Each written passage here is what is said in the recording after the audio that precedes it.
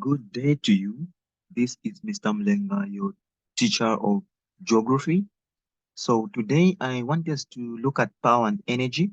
This is one of the practical topics which we started in our previous meeting. So today I want us to achieve some objectives, and one of the objectives that I want us to achieve is to identify different sources of energy. So I want us to identify different sources of energy, and we should also be able to describe renewable sources of energy. Now, let me take you straight into um, the renewable sources of energy. Now, I want you to understand something. When you talk of energy, you are talking of it existing in two different, categories. This is what we discussed in our previous meeting. We said we have renewable sources of energy and non-renewable sources of energy. So those we call renewable sources of energy. These are sources of energy which can be replenished or sources of energy which can be replaced. But when we talk of non-renewable sources of energy, these are sources of energy which cannot be replaced or can only be replaced after a long period of time, for example, 1,000 years. Now, in our previous meeting, we started looking at solar energy as one of the examples of renewable sources of energy. So today I want us to look at wind energy as another example of renewable sources of energy. Now, what is wind energy? Are you familiar with wind energy? Wind energy, first of all, you must be able to understand the meaning of wind itself. Now, wind is simply the moving air which can be harnessed using windmills. So, wind is air in motion. Now, windmills are used to convert wind energy into chemical energy that is used in pumping water, grinding grains, and generating electricity. Now, farmers use wind power to pump water from underground into the farms. Now, windmills are simplest form of wind energy. Now, the wind turn the blade of the windmill, which then drives a mechanical pump. This pump pumps water from underground boreholes. So, wind can be used to generate electricity. Wind turbines are like giant windmills. They convert wind energy to electricity for distribution. Now, wind energy makes, you know, the rotors rotate, which drive generators produce, you know, which drives generators produce electrical energy. Now, this electricity can be transmitted via a power grid. Now, using wind to generate power is not widely used in Zambia. I'm sure you can attest to this. Now, here is how the windmills look like. That is a windmill. This is a windmill. This is how it looks like. Now, let me take you straight into geothermal energy as another example of renewable sources of energy. Now, geo means earth, thermal means heat. So we are talking about the heat that is generated from the earth. Now, geothermal power uses energy stored within the earth. Deep within the earth, temperatures may reach over 5,000 degrees Celsius. Now, this heat is called geothermal energy. Now, geothermal power plants use heat from deep inside the earth to generate steam to make electricity. Now, they are normally built in areas that have a lot of hot springs, geysers, or volcanic activities. Have you ever been to a place where there are hot springs? In Zambia, in Zambia, we don't have geysers, but we have quite a number of, you know, hot springs. Now, the steam spins the turbine, which is connected to a generator to produce electricity. Then the steam cools off in a cooling tower, condenses back to water, and pumped back into the earth for the process to start again. Now, there are places like this, especially in Canada and the United States, where we have, uh, you know, geysers, okay, which produce very hot eruptive water from inside the earth. Now, when we talk of geothermal energy, this is a simple illustration. So this is underground here. You have hot water underground. So this hot water, which is underground, finds its way to the surface and produces steam. Now, this steam turns the turbines, and as the turbines are rotating, because they are connected to a generator, they produce electricity in the generator. Now, this generator is also connected to an electric cable, or an electric cable is connected to a generator. So once the turbines make the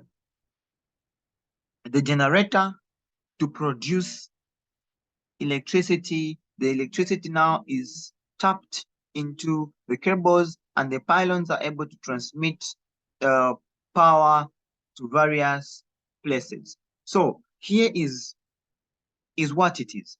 Very simple. You have steam, the steam will turn the turbines, and the turbines will also generate electricity in the generator, which is connected to the turbines. And power is now transmitted from the generator to the, the, the pylons, which transmit electricity to various places. Now, let me take you straight into hydroelectricity. Now, hydroelectricity, what is this? Now, hydroelectricity is power generated by water. We all know that hydro means water. So hydroelectricity is power generated by water. It is generated from moving water using turbines. Now, hydroelectric power are built next to a dam below a waterfall.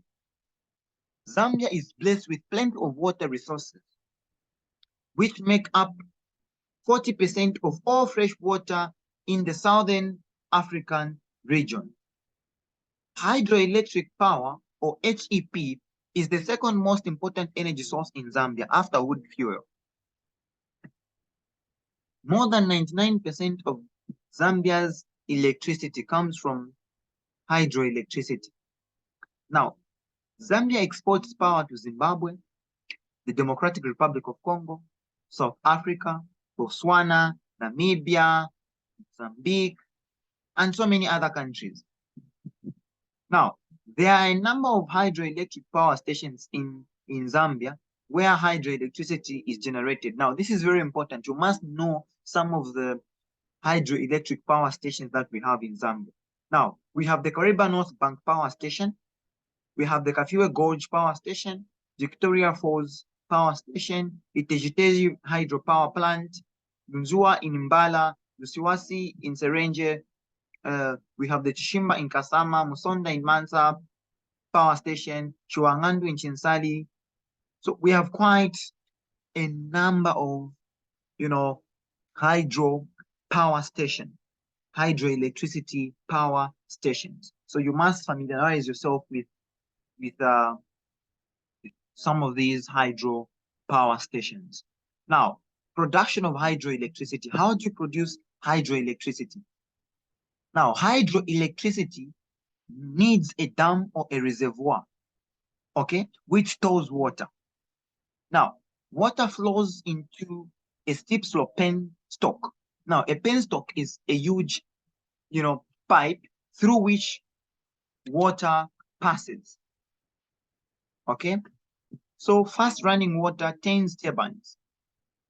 The turbines turn the generator, and the generator produces electricity which goes in a transformer. So these are the stages you must know. First of all, you need a dam or reservoir which stores water. Then water flows in steep slope penstock, which the penstocks are pipes.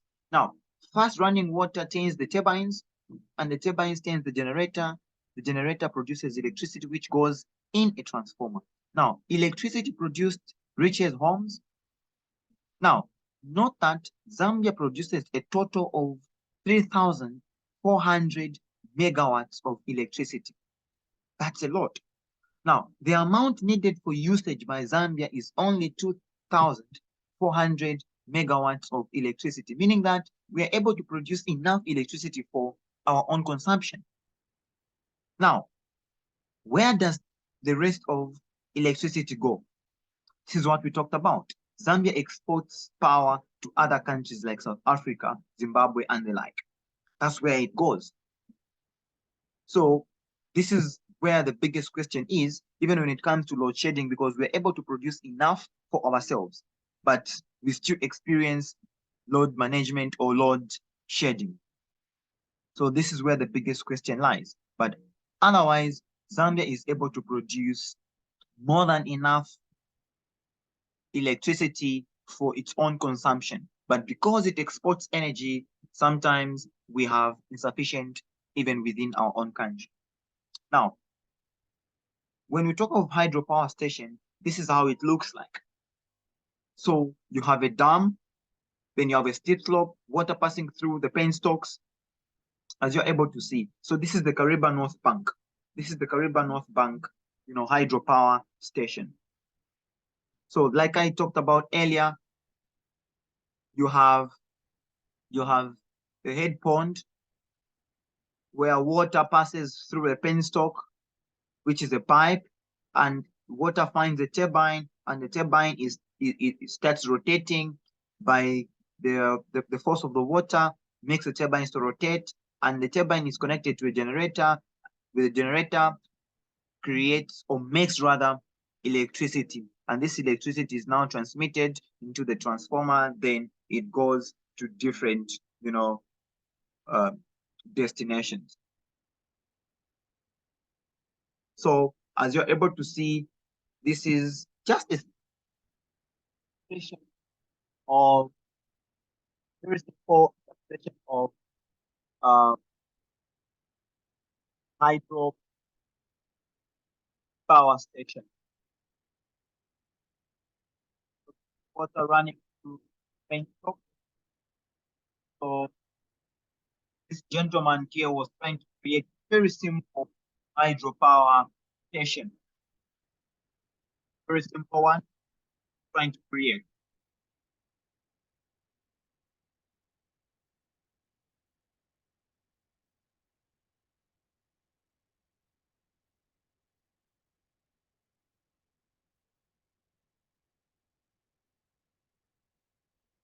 So in the interest of time, we're gonna look at some of the advantages of hydroelectricity. Now, hydroelectricity is a renewable source. That's one of the advantages. It is also clean and does not cause pollution. It is easily transported through cables. It has a broad range of uses in modern households and agriculture. It is cheaper as compared to thermal. It's easy to use. It is a matter of a flick. Now, what are some of the disadvantages? High cost of building a power station. It is affected by drought. It cannot be, steered like petroleum. It leads to reallocation of people, relocation of people when constructing. So those are some of the disadvantages. Now, let me take you straight into biogas. Now, biogas is a fuel produced by fermentation of organic matters. Biogas is any fuel that comes from decay of organic matters, such as food peelings or manure. Now, basically, it means rotting plants produce gas, which is then collected. Now, biogas is composed mainly of methane and carbon dioxide. These are the main gases which, come from biogas. Now, biogas can be produced by processing waste from livestock, such as dung and uneaten foods, food production, such as fruits and vegetable wastes, effluents from industries, as well as municipal waste water treatment plants. In Zambia, this source of power production has not yet seen much production. Companies involved in development of biofuel include the Biofuels Association of Zambia, the Cobalt Energy Corporation, uh, Tomorrow Investments Limited, Black Power Investment set up a biofuel refinery plant in Zambia in the year 2011. So biogas is not very developed in Zambia, but we still have some companies, involved in production of bioenergy or biofuel. So when you talk of biomass, you are simply talking about production of energy from, organic matter, such as cow dung, and other waste material. Now, advantages of biogas. It is an inexhaustible source of energy as long as there is steady supply of organic matter. Now, when we say inexhaustible, we mean it cannot finish. It is easily replaceable.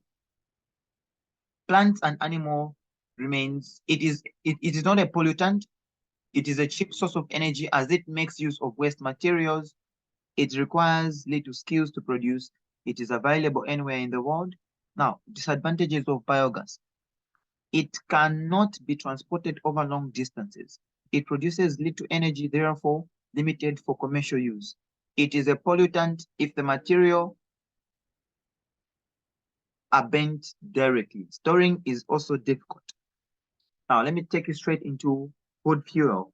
Now, when we talk of wood fuel, we are talking about, the most used in Zambia. Now, most rural communities in Zambia depend on wood fuel for cooking and heating.